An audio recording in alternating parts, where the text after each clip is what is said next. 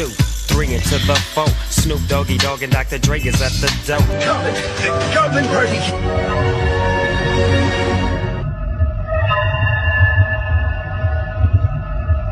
What? How y'all doing today? Today we are going back to check out Internet Anarchist. The last video we did, you guys, it got really good views on it. It was the one with Bentellect. The downfall of Bentellect. Now this one is the deserved downfall of Ellen DeGeneres, the daytime talk show mecca we had for many years. Now, did you guys watch Ellen? I had some family members watch Ellen. I didn't watch Ellen because I thought she was full of shit.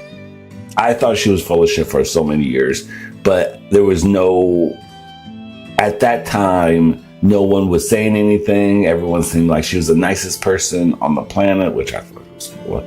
Bull malarkey. Suspicions were correct after 2020 when everything started open, the floodgates opened up about her. What's the word? Validated? When I heard about that, because I was like, yeah, my suspicions were correct. Yeah. Well, I'm really intrigued what he has to say about this. Did you guys ever watch daytime talk shows?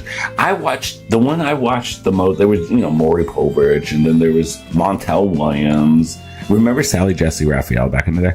But the one that was the most iconic, I think, was Jerry Springer. I know you had to remember Jerry Springer. Jerry Springer even had a movie that was based off of his show. If you haven't seen it, it's called Ringmaster. Decent looking. Get the little skankiest bitch you can find on broke, cracked out Madonna looking bitch. Don't stop! Pop that pussy! Let me see you. It's actually pretty funny. There's some characters in there that's supposed to be, his guests on his show. They knocked it right out of the park. Check it out. Ringmaster with Jerry Springer. He's actually in it. So let's get right into it. I'll leave the link for Internet Anarchist down below so you can check out his channel. Ellen DeGeneres' career is the perfect example of the saying, what goes around comes around. Even though her on-screen acts of generosity and slogan of be kind created a multi-award winning talk show, Ellen's deplorable behavior behind the scenes garnered a reputation so damaging that it would eventually undermine everything she built. Let me see what else I can tell you about that. Been going on?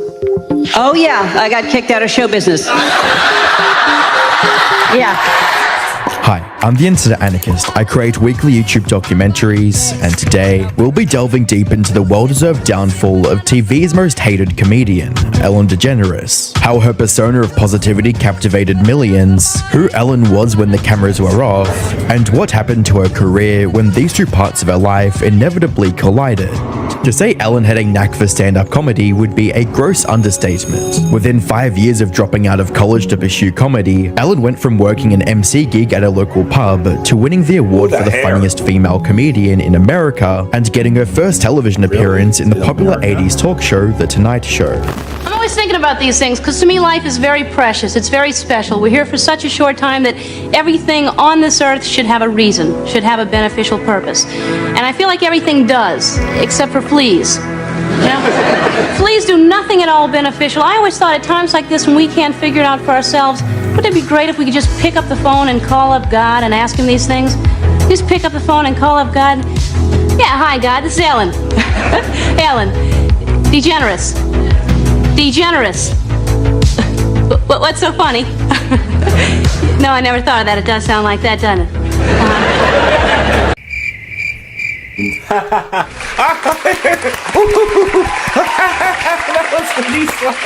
Okay, so there's a good example of her comedy back in the day.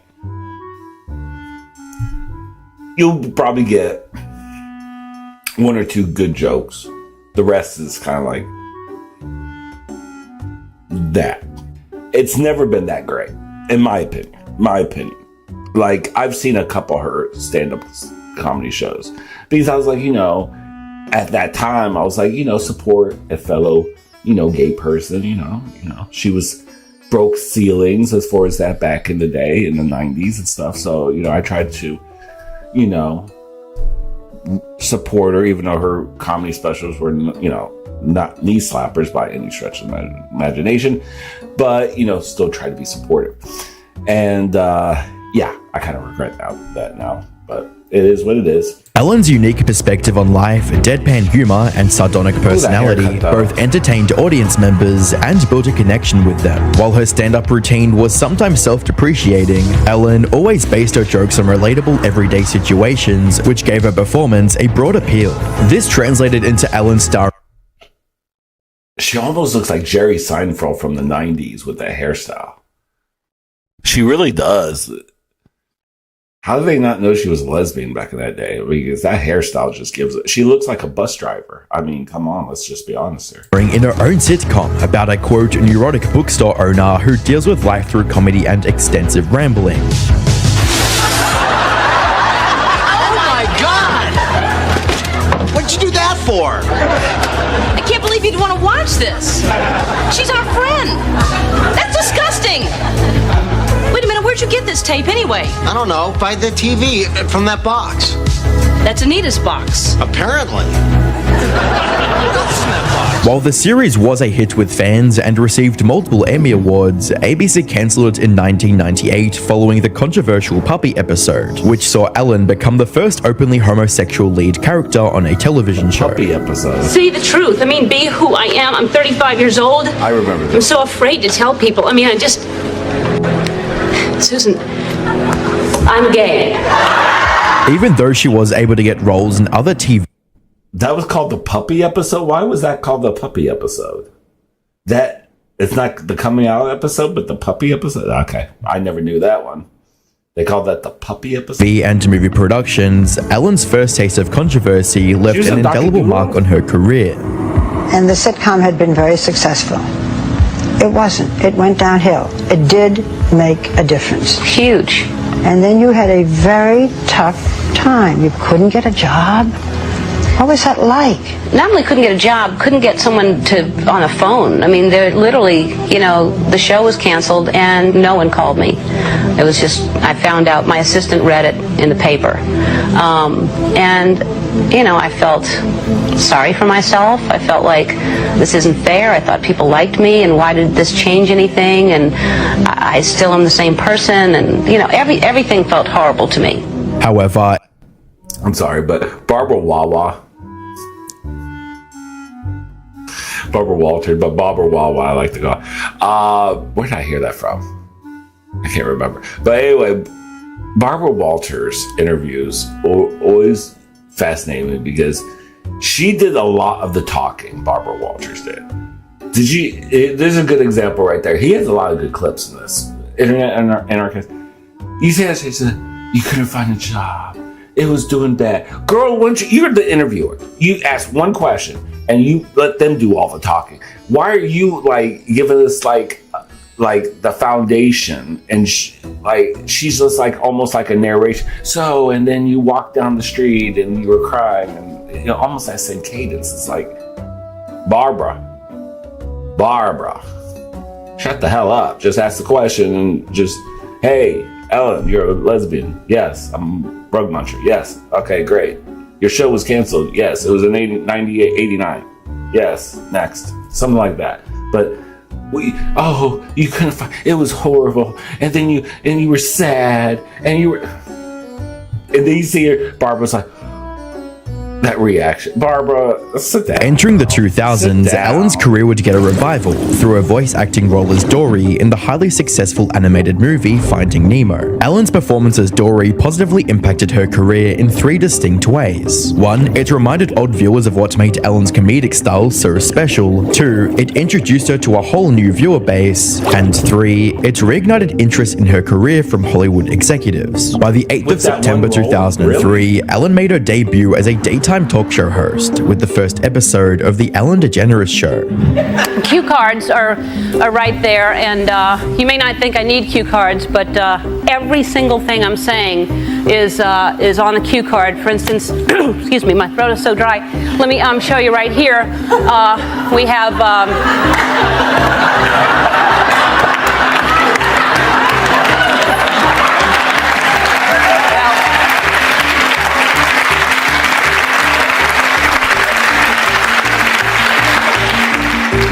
While the show followed a standard Hollywood talk show formula, Ellen's positivity, upbeat personality, and wholesome interactions with guests and audience members were truly what set her show apart. It's minutes before showtime, and Ellen DeGeneres is warming up the staff. Is this where Jennifer Hudson got that idea from? Hold on. Her show apart. It's minutes before showtime. Yeah, Jennifer Hudson does this. I was seeing clips of Jennifer Hudson, like you walk, the guests will dance and the crew will hype them up in the hallway. Jennifer Hudson does that. And I think it's the most corniest thing ever. And Ellen DeGeneres is warming up the staff, warming up the people who didn't manage to get a seat in her studio, warming up herself, and finally warming up her studio audience for the show. From making huge charity donations to giving gifts to her audience, Ellen always made her shows a feel-good experience for everyone watching. That's me on the front of this Cheerios box right there, and here's the big part. If you have a box of Cheerios under your seat, I'm going to give you a special surprise gift. So check and see if you have a box of Cheerios under your seat. Of course.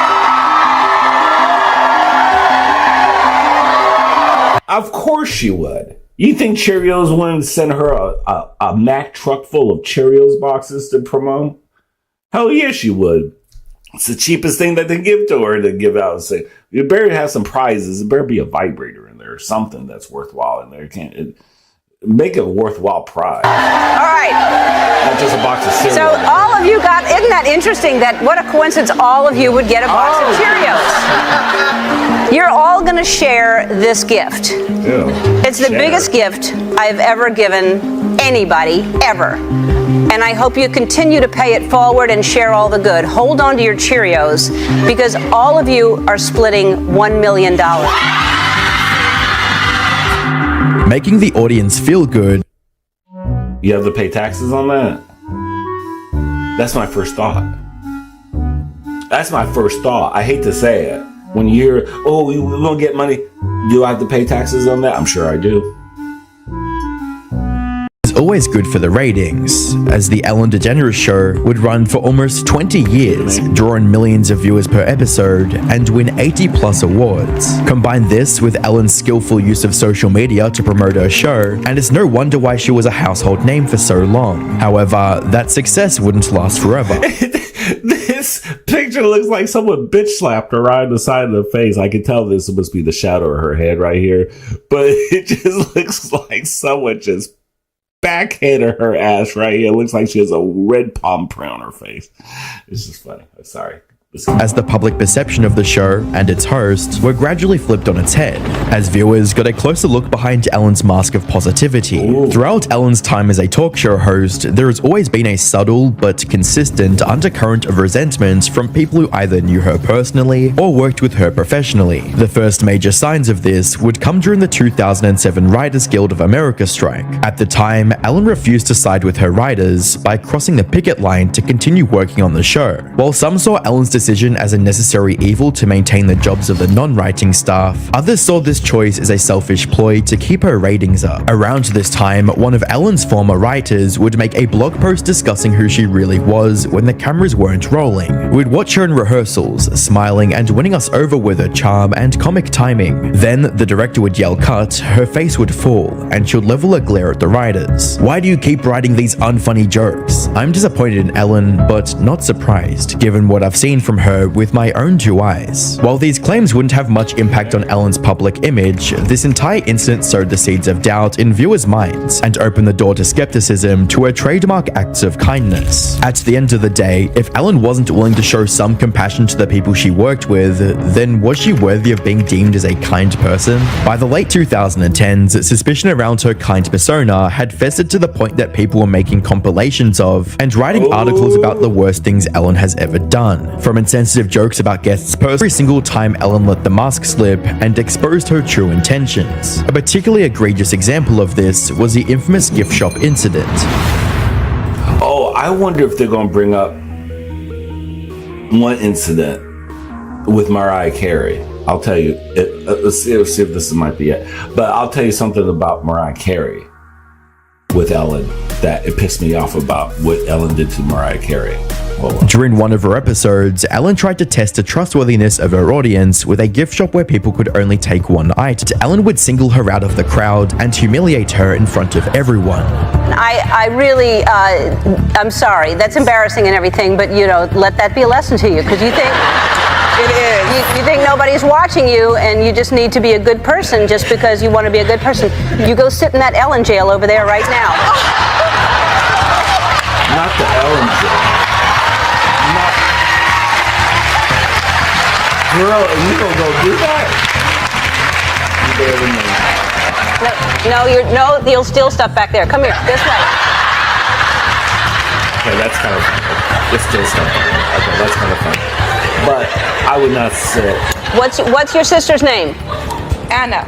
All right. While you could chalk these up to being isolated incidents, it became difficult to ignore Ellen's possible mean streak with the release of an article from the New York Times titled, "Ellen DeGeneres is not as nice as you think." The post discussed Ellen's return to stand-up comedy, her struggle between being nice on camera and being a person with a broader spectrum of emotions, and her thoughts about people who didn't think she was a kind person. Reading, "That bugs me if someone is saying that, because it's an outright lie. The first day I said, the one thing I want is everyone here to be happy and proud of where they work, and if not, don't work here. No one is going to raise their voice or not be grateful. That's the rule to this day." This statement suggested that Ellen's workplace had always been a place that fostered positivity and happiness. Unfortunately, the reality of working with Ellen was about to be revealed as anything but a happy experience.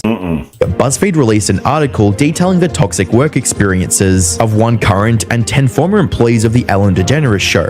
Reading, "That be kind bullshit only happens when the cameras are on. It's all for the show," one former employee told the BuzzFeed News. "I know they give money to people and help them out, but it's for show." The former employees would also highlight instances of upper management making racist comments, playing favorites, and suppressing complaints of workplace toxicity. Reading, "I never felt like it was safe to go to my manager when I had issues, because this was the same person who would wait for me to go to the bathroom and then message me asking me where I was and why I wasn't at my desk." Even though Ellen might not be directly responsible for the toxic working conditions surrounding her show, people saw her as the face of talk show positivity and wanted to hold her accountable, especially when it's being relayed to the public as a long-running issue.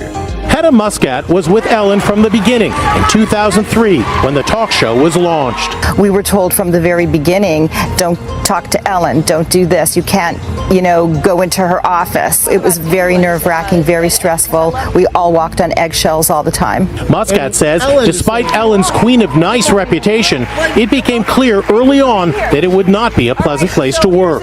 One incident with executive producer Ed Glavin left her shaken. We were in our production meetings and she would watch Ed go off on people. Ellen would look at Ed and she would laugh, because I was hoping she was going to say, "Ed, you can't be yelling at crew this way. You can't be yelling at people this way." She laughed and she said, "Every production needs their dog." Meaning Ed is her dog. Like her attack dog. Her attack dog, so therefore she doesn't need to do that. The claims made by staff only become more compelling when you factor in the viral Twitter thread from Calvin Portner, which mentioned several unpleasant interactions with fans Ellen had over the years. Reading, "When I was 15, Ellen was doing a contest of fans making a bust of her and sending it to her. I worked so hard on this and even wrote her a letter. Weeks later, she used it as a prop in a game and gave it away to a random person with $500 attached to the bottom." In response to mounting public outrage, Warner Media investigated and fired the 3 offending executives. Not long after, Ellen sent a memo to her employees addressing the controversy and trying to salvage the situation. Reading, "On day 1 of our show, I told everyone in our first meeting that the Ellen DeGeneres show would be a place of happiness. No one would ever raise their voice and everyone would be treated with respect. Obviously something changed, and I'm disappointed to learn that this has not been the case, and for that, I am sorry. Anyone who knows me knows it's the opposite of what I believe and what I hoped for our show. As we've grown exponentially, I've not been able to stay on top of everything and relied on others to do their jobs as they knew I'd want them done. Clearly, some didn't. That will now change, and I'm committed to ensuring this does not happen again. Staff wouldn't be the only people." What lawyer wrote that? I know she didn't come up with that. That sounds like a good old lawyer writing that. Trying to sound like her, in my opinion. What do you think about that?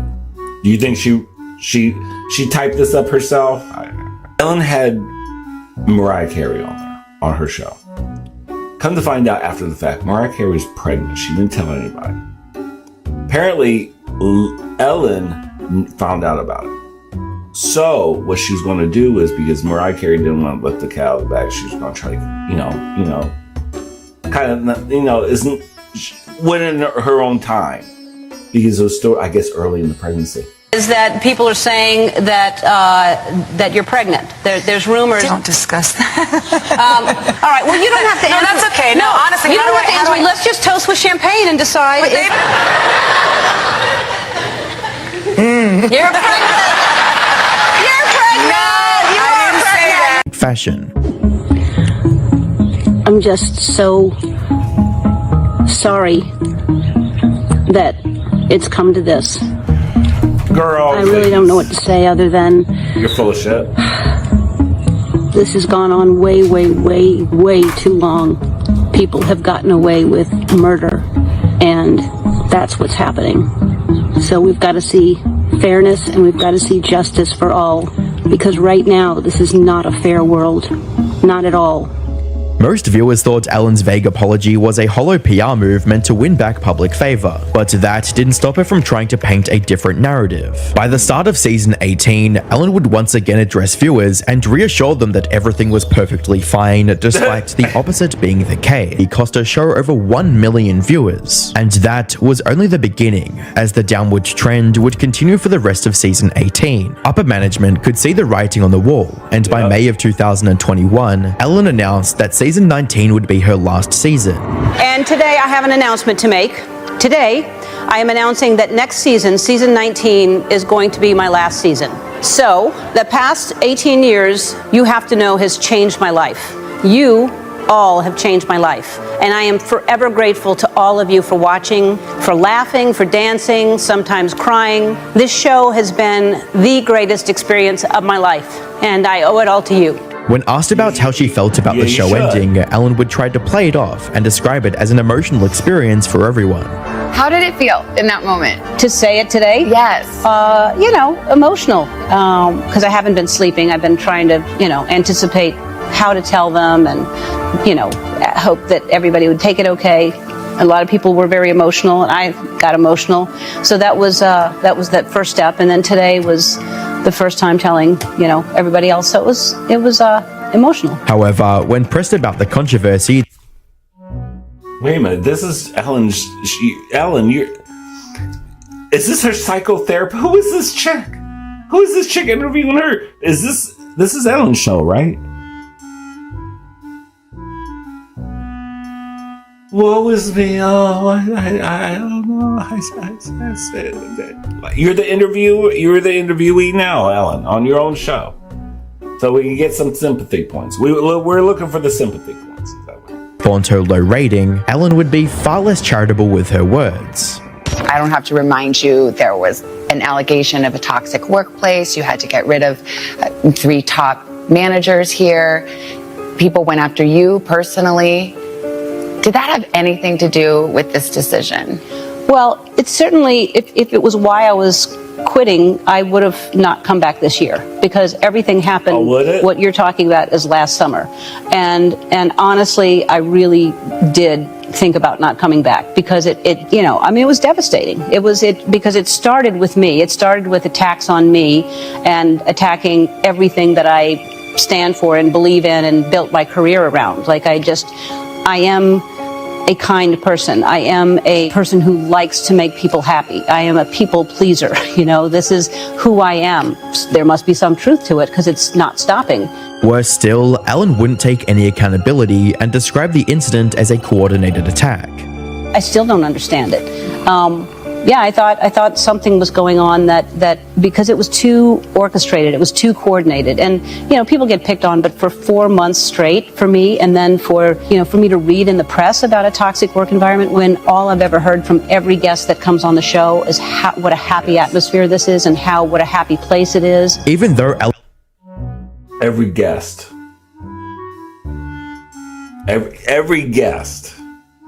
I guarantee you, not every guest. I just mentioned Mariah Carey, and there's a few others. I can't remember. I saw a video a couple of years ago talk about who doesn't like Ellen, but Mariah Carey is one. So you can't say that everyone's happy to work. How about your crew? How about your crew that is there every day to make this show happen? She didn't mention the crew. Did you notice that? The peasants weren't acknowledged. The people behind the camera, the assistants, the writers. No, just the guests. Did you notice that? The people that, bring the views, not the people who actually produced and helped bring the show to life. Okay, never mind, Ellen, you're a piece of shit. Ellen was the face and figurehead of the show. She made it seem like she didn't have full control over or knowledge of the workplace culture. People were thinking, how could you not know? And if you didn't know, should you have known? I don't know how I could have known when there's 255 employees here, and there are a lot of different buildings and a lot of different,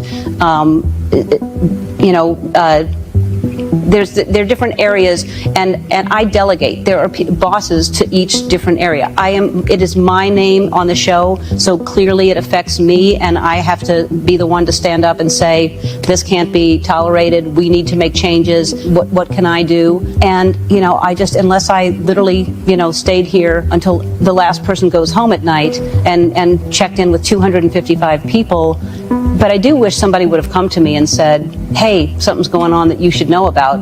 I had no idea. As you'd imagine, no one was going to buy Ellen's claims of ignorance, with commenters stating, guests talking about a happy atmosphere is very different than the atmosphere of staff working in, as well as, you can treat celebrities on your show with a big smile, welcoming attitude, and respect, but it's the way you treat those who aren't the celebrities, the staff, or the behind-the-scenes staff that really shows your character. The disconnect was that Ellen saw the controversy as an isolated incident, while the audience and staff saw it as more of a systematic issue. In reality, Ellen's lack of sympathy, care, and concern for her employees and fans proved that the show's inspirational and uplifting message was entirely manufactured, only being put at the forefront when the cameras were rolling. What makes this even worse is how these revelations recontextualized the previous rumors about Ellen's behavior. This audience member on The Ellen Show is now revealing how she went from thrilled to getting really upset. You just expect a lot when you go to meet your idol, and then when you get disappointed, it's such a letdown. In 2018, Dana DiMatteo flew from Chicago to Los Angeles. That's my biggest fear. No, that's not my biggest fear. That's stupid to say. It's some idol. Let's just say, for example, I love Dolly Parton. It's like if I saw Dolly Parton in real life and I walk up to her and be like, oh my God, Dolly, I love it. And she just had snubbed me and just kind of get out of my way, peasant or something like that. Which I doubt, because everyone says every kind of interaction, she's the sweetest peaches. But that's that same kind of I would be devastated. Be like, oh my God. With Dolly. I love me some Dolly. I love me. She's very. When I was in my 20s, I would be like, oh, I could tell you so many celebrities I had crushes on, or who I just really kind of idolized.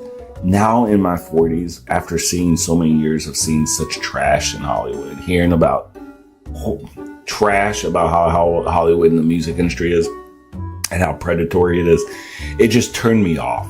It just turns me off with celebrity. So that list from back in my 20s to my 40s has gone from here to here to here.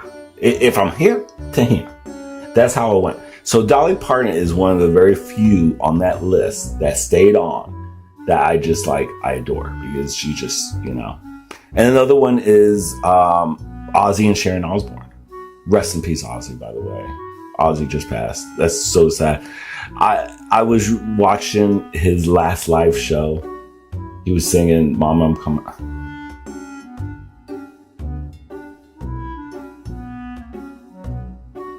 It breaks my heart. I was bawling like a baby during that whole thing. If you guys haven't seen the last show with him, or even the whole show, check it out. It's something. Anyway, I don't know how I got on that. That's me. That's my rambling. But anyway, this poor girl. Ellen is your idol? Of all the people, but Ellen is the idol? Okay, girl. I mean, everyone has their thing, girl. I'm not going to judge. and was delighted to be picked out of the audience to have some fun with Ellen. But then she says she was shocked when she was briefed on the comedy bit by the producers. They tell you, you can't be smarter, funnier than Ellen. She's the comedian and the star, not you. Ellen's motto is be kind. Be kind to one another. But Dana says Ellen was actually the opposite on the day she visited. How does the Hold on, what the fuck did I just see? Who is this guy? Wait a minute, hold on. You. Ellen's motto is be kind. Is this your stalker, Ellen? Who is this guy? Who is this? Is this your stalker or your yard man? Who is this one random bloke back here? Jesus Christ. I'm just here to just kind of eavesdrop. Be kind to one another. But Dana said I was hoping to see some lesbian sex. I don't know what he's thinking. Where the fuck does he come from? Ellen was actually the opposite on the day she visited. How does the Ellen we see on TV compare to the Ellen you saw when the camera stopped rolling? Totally different. She would only speak to the audience when the cameras were rolling. As soon as they turned the cameras off, she would not even acknowledge the audience. She would just sit on the couch, basically. This abrasive pattern of behavior would be on full display in Ellen's final comedy special in 2024, dubbed For Your Approval. Here's the problem. I'm a comedian who got a talk show, and I ended the show every day by saying, be kind to one another. Had I ended my show by saying, go fuck yourselves, people would have been pleasantly surprised to find out I'm kind. I didn't go into this business for money. It was about healing my childhood wounds. I thought if I could make people happy, then they'll like me. And if they like me, I'll feel good about myself. And all I can say about that is thank God for the money. From glossing over the toxic workplace experience she created to making snide comments about the complaints from former fans and co-workers, Ellen did everything in her power to be as insufferable as possible, and viewers weren't going to let her get away with it. The comedy special would review extremely poorly and create another wave of hate towards Ellen. At this point, it didn't seem like Ellen cared about people. You guys check that Ellen DeGeneres thing? It's not worth a watch, but I'm just it's really, I seen it. I didn't see all of it, honestly. I saw the first 20 minutes. I was like, click. That's next. It's don't. If you did, you're not going to get that. What hour? How long was that thing? You're never going to get that back. So don't. If you haven't, good. Just it's a forewarning. Knowing the truth about her. She had already concluded one of the most prolific talk show runs in television history and could now work on any project she wanted, so it made sense that she'd completely discard any pretense of positivity. However, in doing so, Ellen also discarded the essence of the show that made her popular and gave her a legacy, which proved beyond a shadow of a doubt that it was all an act from day one. All right. So that was the downfall of the DeGeneres of all Ellens. Yeah, that was actually interesting. There was a few things I didn't know about. I didn't know I forgot about the 2007 writer strike. I forgot about that one. They had a lot of strikes recently. The 2007, then they had it after 2020, 2021 or 2022, they had the writers and actors strike. But she went past the line on the first one, 2007. She's like, "F you guys. I'm still going to make some money. You guys can go, kick rocks, basically." But yeah, her comedy specials were never all that. There was like I said, it might be some good comedy specials, comedy specials within comedy specials. Some jokes that could be land, that could be okay. That's fine. That's. But it's not like like Dave Chappelle. To me, I laugh hard with Dave Chappelle. Like Dave Chappelle comes hard with the joke. But Ellen is not like that. Ellen is like, ha ha ha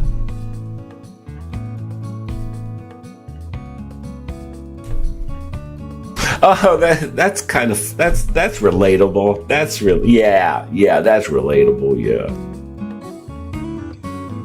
But he's not laugh, but you're like, oh yeah, that's relatable, that type of stuff. It's not like, oh my God, that's a knee slapper, my God. Hey June, did you think that was just a belly full of laughs?